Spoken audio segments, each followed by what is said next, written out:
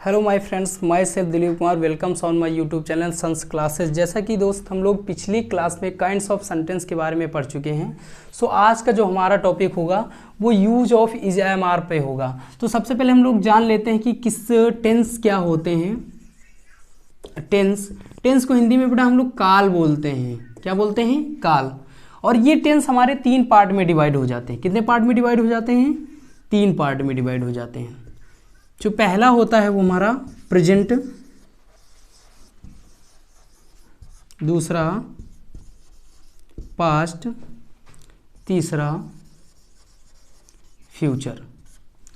तो प्रेजेंट को हम लोग हिंदी में वर्तमान काल बोलते हैं। वर्तमान काल। पास्ट को भूतकाल, फ्यूचर को भविष्य काल बोलते हैं। फ्यूचर को भविष्य काल बोलते हैं। तो आज जो हमारा टॉपिक होगा वो प्रेजेंट पे होगा। प्रेजेंट यानी वर्तमान काल में। तो सबसे पहले हम लोग सिंपल सेंटेंस जानेंगे प्रेजेंट के। सिंपल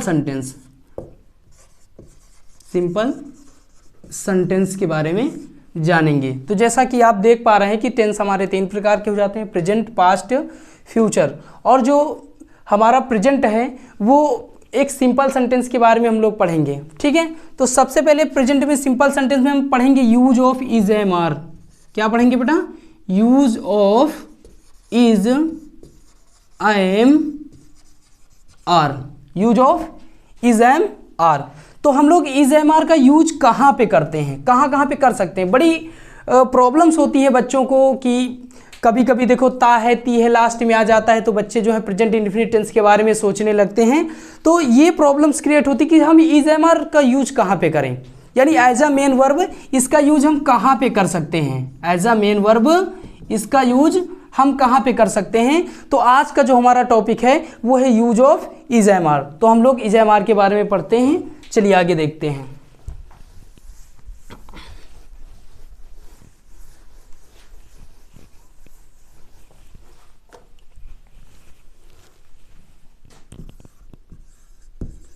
यूज ऑफ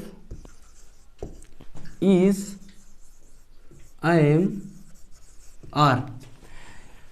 तो सबसे पहले ये हम लोग जान लेते हैं कि इज एम आर हम एज अ मेन वर्ब में कहाँ पे यूज कर सकते हैं। तो पहचान इसकी होती है, पहचान क्या होती है? जिन वाक्यों के अंत में, जिन वाक्यों के अंत में, जिन वाक्यों के अंत में है, हूँ, है आदि शब्द आते हैं। आदि शब्द आते हैं। आदि शब्द आते हैं और इनके पहले आदि शब्द आते हैं और है हु से पहले, है हु से पहले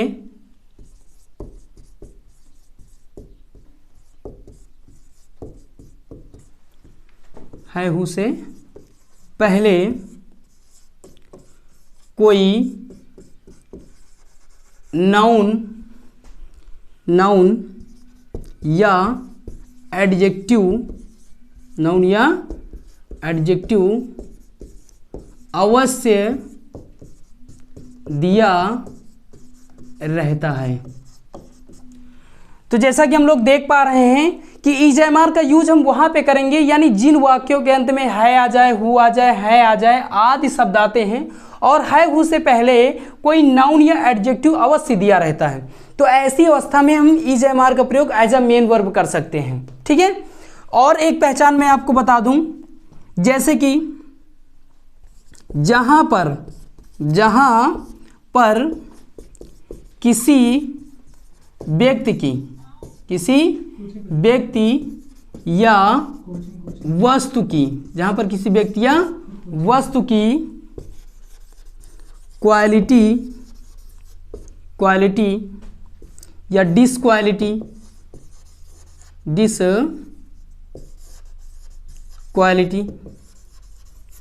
क्वालिटी डिसक्वालिटी प्रोफेशन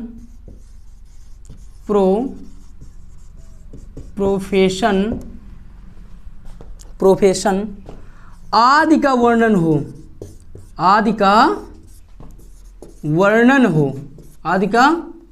वर्णन हो, वहाँ पर इज एम आर का प्रयोग मेन वर्ब की तरह करते हैं, मेन वर्ब की तरह करते हैं। ठीक है, तो ये दूसरी पहचान हो गई। यानी पहला मैंने आपको बता दिया कि जिन वाक्यों के अंत में है हु आदि शब्द आए और उससे पहले है हु से पहले कोई नाउन या एडजेक्टिव हो, तो वहां पर हम इज एम आर का प्रयोग एज ए मेन वर्ब कर सकते हैं।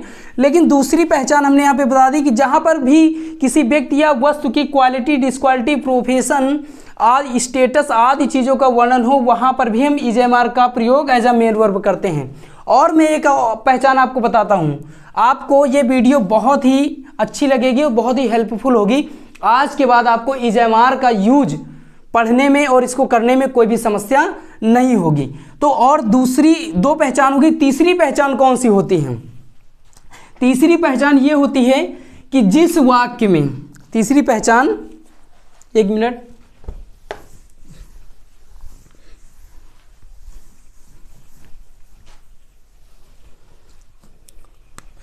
तीसरी पहचान बेटा हमारी होती है कि जिस वाक्य में कर्ता यानी सब्जेक्ट, जिस वाक्य में सब्जेक्ट कैसा होना चाहिए? नॉन डूअर होना चाहिए बेटा। सब्जेक्ट कैसा होना चाहिए? नॉन डूअर, यानी वो कोई काम ना कर रहा हो, वहां पर हम इज एम आर का यूज कर सकते हैं एज मेन वर्ब। दूसरी बात, उसमें क्या और क्या नहीं मिलना चाहिए? यानी कोई भी एक्शन वर्ब नहीं होनी चाहिए। एक्शन वर्ब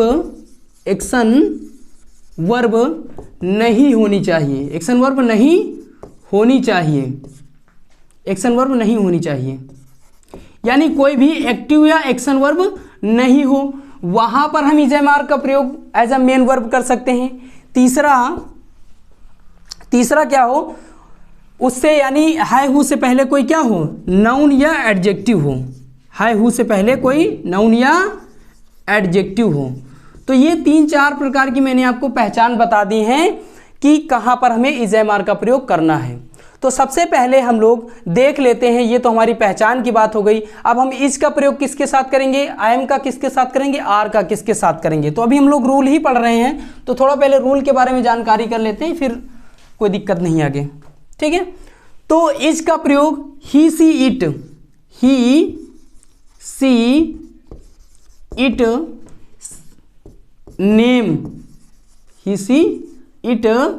नेम के साथ हम किसका यूज करते हैं? इज का। अगर सिंगुलर सब्जेक्ट है तो हमारा किसका यूज करेंगे? इज का। और आई के साथ बेटा हमेशा आई एम का यूज करेंगे। किसका यूज करेंगे? आई एम का। ठीक है, और बी यू दे बहुवचनकर्ता के साथ हम लोग आर का यूज करते हैं। किसका यूज करते हैं? आर का। लेकिन इज, आई एम, आर, इन तीनों का use as a main verb होगा। कैसे होगा? मेन वर्ब के रूप में होगा। यानी इसके साथ कोई भी एक्शन वर्ब, कोई भी एक्टिव कर्ता नहीं होगा। आई थिंक आपको ये सारे रूल समझ में आ गए होंगे। अब हम एक एक एग्जाम्पल के माध्यम से समझ लेते हैं। सो पहला जो हमारा है, पहला क्या है? अफर्मेटिव सेंटेंस हम लोग पढ़ते हैं। पहला क्या पढ़ते बेटा? Affirmative sentence. सभी वाक्यों में अफर्मेटिव सेंटेंस,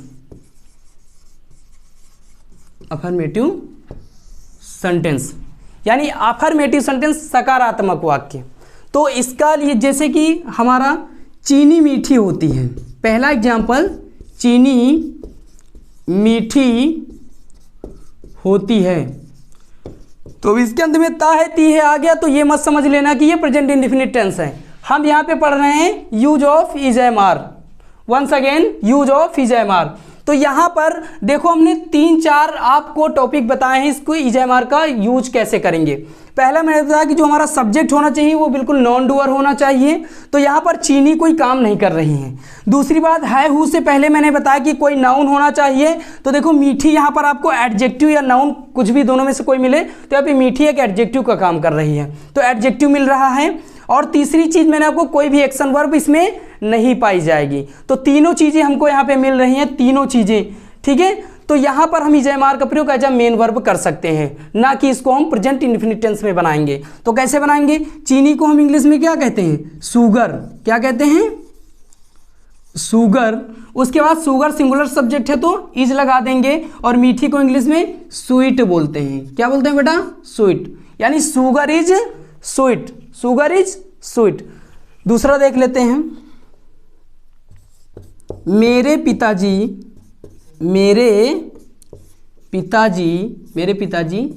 एक किसान हैं। मेरे पिताजी एक किसान है, यानी मेरे पिताजी एक किसान हैं। तो देखो फिर से बेटा वही कि है हु से पहले हमें क्या मिल रहा है? एक नाउन मिल रहा है। क्या मिल रहा है? एक नाउन मिल रहा है। तो मेरे पिताजी एक किसान है, तो यहाँ पे पिताजी जो है वो कोई काम नहीं कर रहे हैं, यानी कोई भी एक्शन वर्ब नहीं है, ठीक है, कोई भी एक्शन वर्ब नहीं है। तो इसको कैसे ट्रांसलेट करेंगे हम लोग? माई फादर, माई फादर, यानी कौन किसान है? मेरे पिताजी। तो सब्जेक्ट आपका निकल आया ना, तो सब्जेक्ट कैसा है? Non doer. तो माई फादर सिंगुलर सब्जेक्ट है तो सिंगुलर वर्ब भी लगाएंगे। My father is a farmer, my father is a farmer, my father is a farmer, ठीक है। आई थिंक आपको समझ में। एक और हम देख लेते हैं एग्जाम्पल इसी का।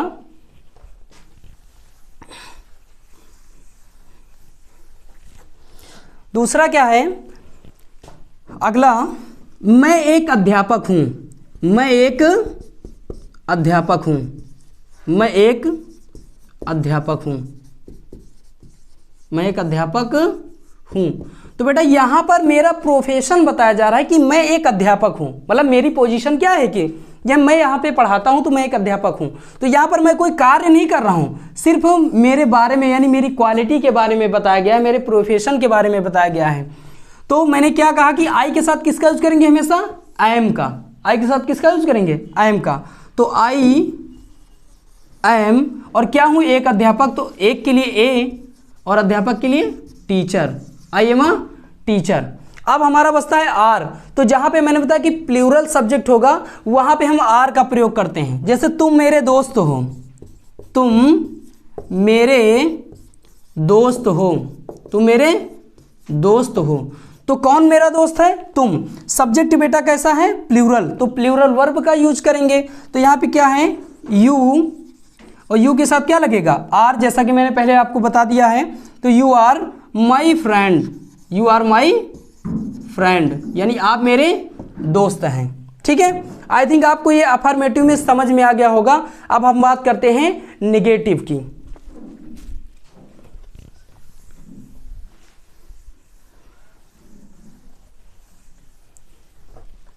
नेगेटिव सेंटेंस,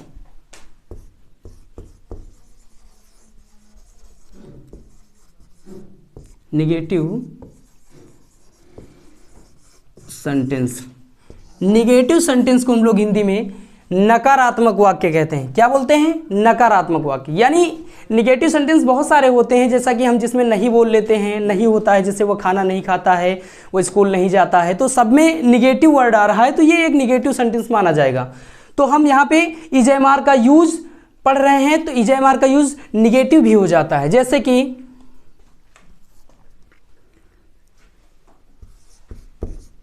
मेरे भाई का लड़का, मेरे भाई का लड़का एक डॉक्टर नहीं है, मेरे भाई का लड़का एक डॉक्टर नहीं है। तो फिर से यहाँ पे देखो है हु से पहले बेटा क्या आ गया?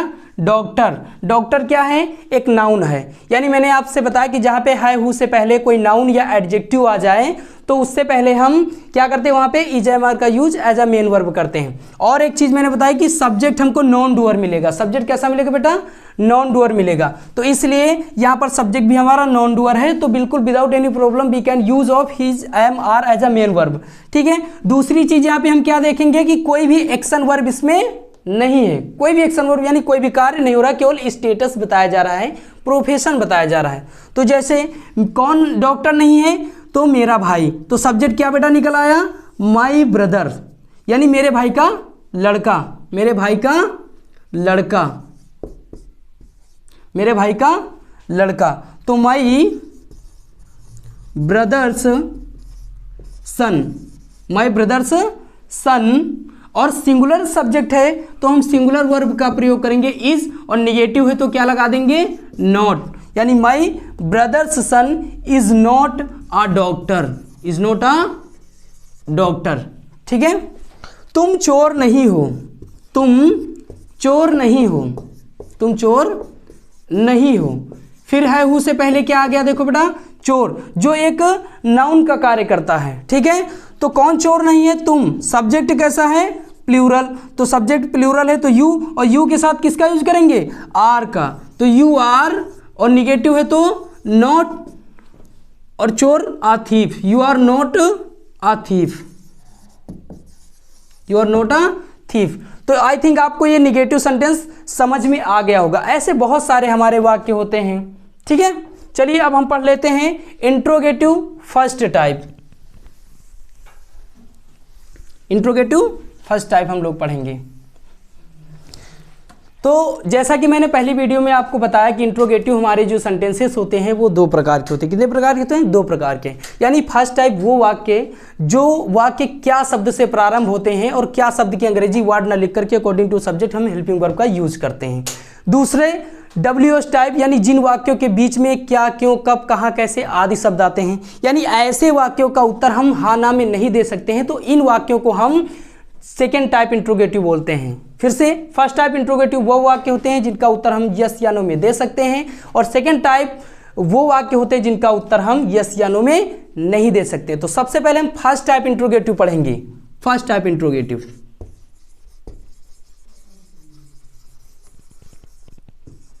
First type interrogative. तो क्या शब्द से प्रारंभ होने वाले वाक्यों को हम फर्स्ट टाइप इंट्रोगेटिव कहते हैं। जैसे क्या तुम बीमार हो, क्या तुम बीमार हो। तो यहां पर जैसा कि हम देख सकते हैं कि है हु से पहले फिर आपका नाउन आ गया, बीमार हो। ठीक है। और वाक्य के स्टार्टिंग में क्या शब्द आया है, तो अगर आप बीमार हैं तो हाँ, और अगर बीमार नहीं है तो ना। तो यानी इस वाक्य का उत्तर हम यस या नो में दे सकते हैं। तो इसको कैसे बनाएंगे, सबसे पहले कौन बीमार है, तुम, यानी हमें फाइंड आउट करना है सब्जेक्ट, और सब्जेक्ट फाइंड आउट कर लिया तो सब्जेक्ट हमारा बेटा कैसा है, प्लूरल है। तो जब हमारा सब्जेक्ट प्लूरल होगा तो हम प्लूरल वर्ब का यूज करेंगे। तो हमने बताया कि क्या शब्द से प्रारंभ होने वाले वाक्यों के अंग्रेजी वर्ड ना लिख करके according to subject helping verb यानी मेन वर्ब के रूप में यहाँ पे इजेम आ रही है आपकी, तो सबसे पहले हम इसी का यूज करेंगे। तो यू है तो आर का यूज करेंगे, are you ill, are you ill या सिक भी लिख सकते हो, आर यू इल या सिक। ओके। और दूसरा एग्जांपल हम लोग देख लेते हैं।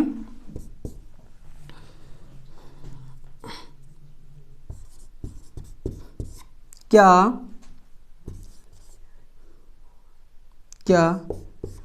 तुम एक धनी व्यापारी हो, क्या तुम एक धनी व्यापारी हो, क्या तुम एक धनी व्यापारी हो। तो देखो यहाँ पे फिर है हु से पहले व्यापारी आ गया बेटा, नाउन आ गया है, और वाक्य के स्टार्टिंग में क्या शब्द है, अगर धनी हूँ तो हाँ, अगर नहीं हूँ तो ना। ठीक है। फर्स्ट टाइप इंट्रोगेटिव, यानी कौन धनी व्यापारी है, तुम। सब्जेक्ट फिर कैसा निकल रहा है, प्लूरल, तो हम यहाँ पे क्या लगाएंगे, आर यू,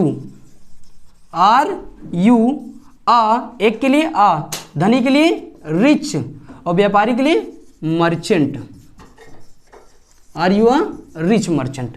आई थिंक आपको ये इंट्रोगेटिव फर्स्ट टाइप सेंटेंस समझ में आ गया होगा। अब हम पढ़ेंगे interrogative second type, interrogative second type वाक्य।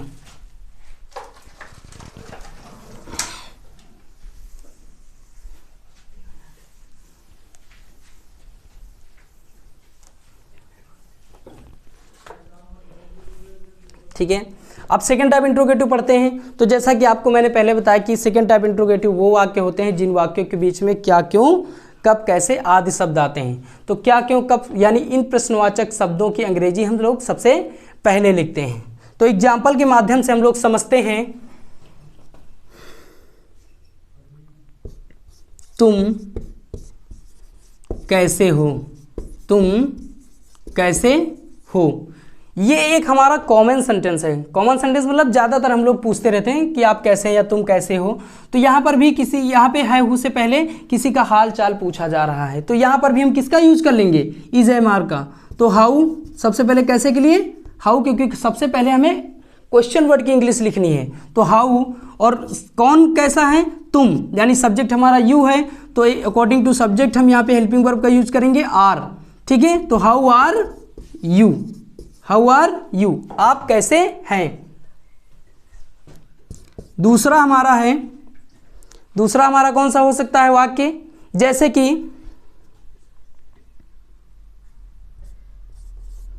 तुम ईमानदार क्यों हो, तुम ईमानदार क्यों हो, यानी तुम ईमानदार क्यों हो। तो सबसे पहले देखो क्वेश्चन वर्ड कहाँ आया है, क्यों शब्द। क्यों शब्द की अंग्रेजी क्या होगी, वाई, ठीक है, वाई। और कौन ईमानदार है, तुम, तो तुम प्लूरल सब्जेक्ट है तो प्लूरल वर्ब होगी, तो are, why are you honest, why are you honest, तुम ईमानदार क्यों हो। और इंट्रोगेटिव सेंटेंस निगेटिव भी हो सकता है, जैसे कि तुम ईमानदार क्यों नहीं हो, तो why are you not honest, तो ऐसा भी आप बना सकते हो। आई थिंक आपको इज एम आर का यूज समझ में आ गया होगा। अब हम अगली वीडियो में वाज वर का यूज पढ़ेंगे। Thank you.